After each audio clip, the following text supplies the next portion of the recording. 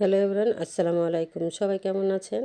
আল্লাহর রহমতে আমিও ভালো আছি। তো আজকে হাটের দিন, আমার বাসায় অনেক কারিগর আছে, তো তাদের জন্য আমাকে রান্না করতে হবে। তো আমি খুব 10টার দিকে রান্না করতে চলে এসেছি।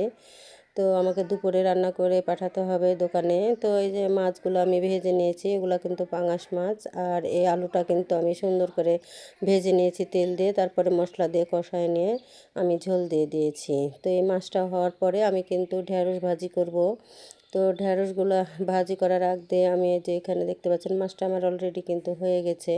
দেখতে কিন্তু খুব সুন্দর এসছে, কালারটা কিন্তু খুব লোভনীয়। আর এদিকে আমি মেয়ের জন্য, মেয়ে খাবে ঢেঁড়স পুরপুরি, তো আমি ঢেঁড়সটা পুরপুরি করছি। আর এদিকে দেখতে পাচ্ছেন যে পালং শাক নিয়ে এসছে, পালং শাকটাও রান্না করব। পাশাপাশি আমি অনেকগুলাই রান্না আজ হবে। আর এদিকে ঢেঁড়স ভাজি করছি। তো ঢেঁড়স ভাজি অনেকে পছন্দ করে আমার বাসায়।